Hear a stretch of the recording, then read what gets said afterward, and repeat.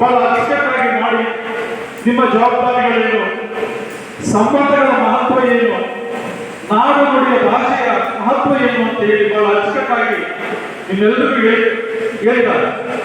ಹಾಗೆಯೇ ನಮ್ಮ ಗಿರಗುರು ಸ್ವಾಮಿಯವರು, ಅವರು ನಾನು ಆಶ್ಚರ್ಯ ಆಯಿತು, ಅವರು ಕನ್ನಡದ ಬಗ್ಗೆ ಎಷ್ಟು ಆಸಕ್ತಿಯನ್ನ, ಪ್ರೀತಿಯನ್ನ, ನಾಡಿನ ಬಗ್ಗೆ ಎಷ್ಟು ಪ್ರೀತಿಯನ್ನ, ಮತ್ತೆ ಈ ಊರಿನ ಬಗ್ಗೆ ಹೆಮ್ಮೆಯನ್ನ. ಯಾಕೆಂದ್ರೆ ನೀವೆಲ್ಲರೂ ಪುಣ್ಯವಂತರು. ಈ ನಾಡನ್ನು ಸುಭದ್ರವಾಗಿ ಕಟ್ಟಿದ ಒಬ್ಬ ಧೀಮಂತ ನಾಯಕ ಹುಟ್ಟಿದಂತಹ ನಾಡಿದು ದೇವರಾಜ ಅರಸವರು. ನೀವೆಲ್ಲರೂ ಇಲ್ಲಿ ಹುಟ್ಟಿದ್ದೀರಿ, ಈಗೆಲ್ಲ ಉಸಿರಾಡ್ತಾ ಇದ್ದೀರಿ ಅಂದ್ರೆ ಹೆಮ್ಮೆ ಕೊಡಬೇಕು. ಸಾಂಸ್ಕೃತಿಕವಾಗಿ, ರಾಜಕೀಯವಾಗಿ ಇನ್ನೂ 100 ವರ್ಷ ಸ್ಮರಿಸುವಂತಹ ಒಬ್ಬ ಧೀಮಂತ ನಾಯಕ ಇಲ್ಲಿ ಹುಟ್ಟಿದ್ದಾರೆ. ಸಾಂಸ್ಕೃತಿಕವಾಗಿಯೂ ಅಷ್ಟೇ. ನಮ್ಮ ಹುಣಸೂರು ಕೃಷ್ಣಮೂರ್ತಿ ಅಂತವರು ಸಿನಿಮಾ ರಂಗದ ದಿಗ್ಗಜ, ದ್ವಾರಕೇಶ್ ಅಂತವರು ಈ ನಾಡಿನಲ್ಲಿ ಹುಟ್ಟಿದಂತು. ಹಾಗಾಗಿ ಈ ಹುಣಸೂರು ಸಾಂಸ್ಕೃತಿಕವಾಗಿ, ರಾಜಕೀಯವಾಗಿ, ಸಾಮಾಜಿಕವಾಗಿ ಮತ್ತೆ ಆರ್ಥಿಕವಾಗಿ ಒಂದು ದಿಟ್ಟತನವನ್ನ, ಒಂದು ಸಾಕ್ಷಿ ಪ್ರಜ್ಞೆಯನ್ನು ಮೂಡಿಸುವಂತಹ ಒಂದು ಮಣ್ಣಿನ ಗುಣ ಈ ಹುಣಸೂರಿಗಿದೆ. ನೀವೆಲ್ಲರೂ ಇಲ್ಲಿ ಹುಟ್ಟಿದ್ದೀರಿ, ನಿಮ್ಮ ಜೀವನ ಸಾರ್ಥಕ ಆಗಬೇಕು. ಇಂಥ ಮಹನೀಯರೆಲ್ಲರೂ ಕೂಡ ಹಾಗೆಯೇ ಮತ್ತೆ ನಮ್ಮ ಸದಸ್ಯರು ಅನೇಕರು, ಬಸವರಾಜ, ನಮ್ಮ ಹಿರಿಯರು ಯಾವತ್ತೂ ನಮ್ಮ ಕಾಲೇಜಿಗೆ ಬೆನ್ನೆಲುಬಾಗಿ ನಮ್ಮ ಆಗುಹೋಗುಗಳಿಗೆ ನಾವು ಕರೆತಕ್ಷಣ ಬಂದು ಸ್ಪಂದಿಸುವ ಗುಣವಾಗಿದೆ.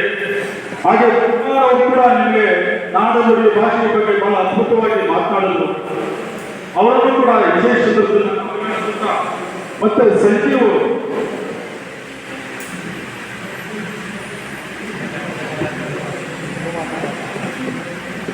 ವಿಶೇಷ ಏನಪ್ಪ ಅಂತಂದ್ರೆ, ಒಂದು CDC ಸಭೆಯನ್ನು ಕರೀಬೇಕು ಅಂತ ಹೇಳಿ ಬಹಳ ತಿಂಗಳಿಂದ ಪ್ರಯತ್ನ ಪಡ್ತಾ ಇದೆ. ಒಂದು 20 ಜನ CDC ಮೆಂಬರ್ಸ್ ಮಾಡಿದ್ದಾರೆ ನಮ್ಮ ಸರ್ಕಾರ. ಆದ್ರೆ ನಮ್ಮ ಶಾಸಕರು ದಿನಾಂಕವನ್ನು ಕೊಟ್ಟಿಲ್ಲ. ಅವರ ಕೆಲಸದ ಒತ್ತಡದ ಮಧ್ಯೆ ಸ್ವಲ್ಪ ಏರುಪೇರಾಗಿದೆ. ಇನ್ನೂ CDC ಸದಸ್ಯರು ನನಗೆ ಹೆಚ್ಚು ಜನ ಪರಿಚಯ ಆಗಿ, ನಾನು ಇತ್ತೀಚೆಗೆ ಬಂದೆ, ನಾನು ಬೇರೆ ಕಡೆ ನಾನಿದ್ದೆ.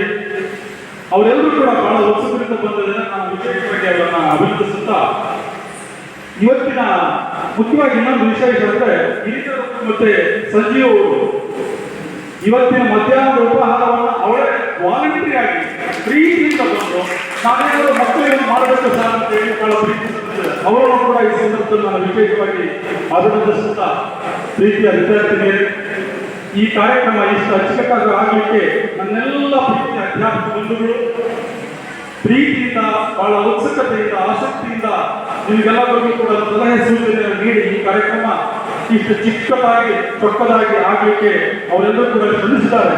ಅವರನ್ನು ಕೂಡ ವಿಶೇಷವಾಗಿ ನಾನು ಸ್ಮರಿಸ್ತೇನೆ. ಮತ್ತೆ ಎಲ್ಲದಕ್ಕಿಂತ ಮುಖ್ಯವಾಗಿ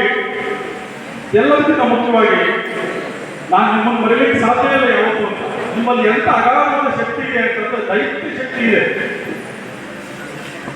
ಈ ಕಾಲೇಜಿನ ಆವರಣ ಸುಮಾರು 10 ರಿಂದ 15 ಅಡಿ ತನಕ ನಿಂತಿತ್ತು ಒಂದು ವಾರದಲ್ಲಿ. ನನಗೆ ಆಶ್ಚರ್ಯ, ಅದನ್ನ ಬೆಟ್ಟವನ್ನು ಉರುಳಿಸುವ ಹಾಗೆ ಆ ಎಲ್ಲ ಕಸವನ್ನು ಸ್ವಚ್ಛಗೊಳಿಸಿ ನೀವು ಇವತ್ತು ಕಾಲೇಜಿನ ಆವರಣ ಸ್ವಚ್ಛತೆಯಿಂದ ಇರಲಿಕ್ಕೆ ನೀವು ಶ್ರಮಿಸಿದ್ದೀರಿ. ಹಾಗಾಗಿ ಎಲ್ಲರನ್ನೂ ಕೂಡ ವಿಶೇಷವಾಗಿ ನಾನು ಅಭಿನಂದಿಸ್ತಾ, ವಿದ್ಯಾರ್ಥಿಗಳೇ ಎಲ್ಲರಿಗಿಂತ ಮುಖ್ಯವಾಗಿ 2 ಕಿವಿ ಮಾತುಗಳನ್ನು ಹೇಳ್ತೀನಿ. ಇವತ್ತು ಒಂದು ರೀತಿಯ ವ್ಯಸನಗಳು ಶುರುವಾಗುತ್ತಿದ್ದಾರೆ ಯುವಕರಲ್ಲಿ.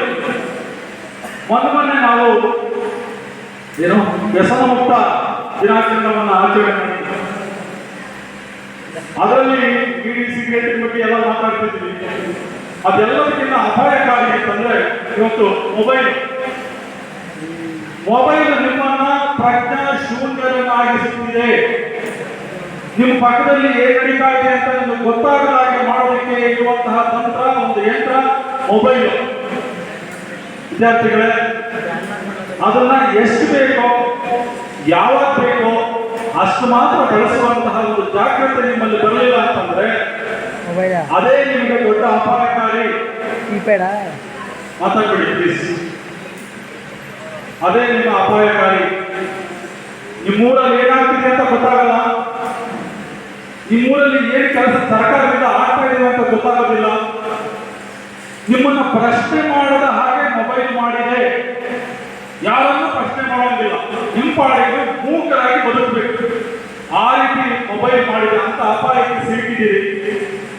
ಹಂಗ ನೋಡಿದ್ರೆ ನಮ್ಮ ಸಿಟಿ ಜನಕ್ಕಿಂತ ಮಕ್ಕಳಿಗಿಂತ ನೀವಿನ್ನೂ ಆ ಮಟ್ಟಕ್ಕೆ ಸಿಲುಕಿಲ್ಲ. ಸಿಟಿಲಂತೂ ರಾತ್ರಿ 12 ಗಂಟೆಗಳೂ ಮೊಬೈಲ್ ಆನ್ ಆಗಿರುತ್ತೆ, ವಾಟ್ಸಪ್ ಕೆಲಸ ಮಾಡ್ತಾ ಇರುತ್ತೆ. ಎಂತ ಅಪಾಯಕಾರಿ! ಈ ತಂಬಾಕಿಗಿಂತ ಅಪಾಯಕಾರಿ ಇದು ಮೊಬೈಲ್ ಆಗಿರುತ್ತೆ. ಅದಿದು ಗಾಂಜಾಗಿಂತ ಅಪಾಯಕಾರಿ ಆಗಿದೆ. ಅದರ ಪರಿಣಾಮವನ್ನ ಇನ್ನೊಂದು 25 ವರ್ಷದ ನಂತರ ನಾವು ನೀವೆಲ್ಲ ನೋಡ್ತೀವಿ. ನಮ್ಮ ಮಕ್ಕಳುಗಳು ಅಥವಾ ನಿಮ್ಮ ಮಕ್ಕಳುಗಳು ಅದನ್ನು ಅನುಭವಿಸೋದನ್ನ ನೋಡ್ತೀವಿ. ಸೊ ನಿಮಗೆಲ್ಲ ಒಂದು ಕಿವಿ ಮಾತು, ಈ ಬಗ್ಗೆ ಎಚ್ಚರಿಕೆಯನ್ನು ವಹಿಸದೇ ಹೋದ್ರೆ ಅದರ ದುಷ್ಪರಿಣಾಮವನ್ನು ಮುಂದಿನ ಪೀಳಿಗೆ ಅನುಭವಿಸಬೇಕಾಗುತ್ತೆ.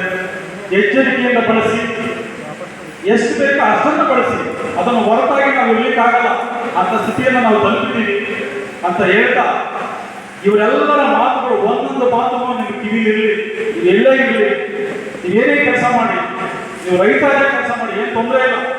ಸ್ವಾಭಿಮಾನದ ಬದುಕೋದು ಅದೇನು ಅವಮಾನದ ಕೆಲಸ ಅಲ್ಲ.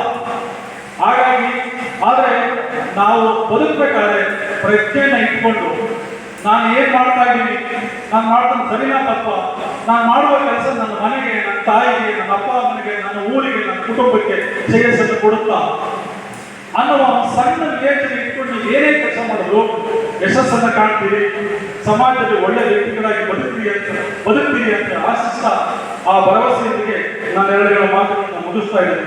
ನಿಮ್ಮೆಲ್ಲರಿಗೂ ವಂದನೆಗಳು. ಜೈ ಹಿಂದ್, ಜೈ ಕನ್ನಡ.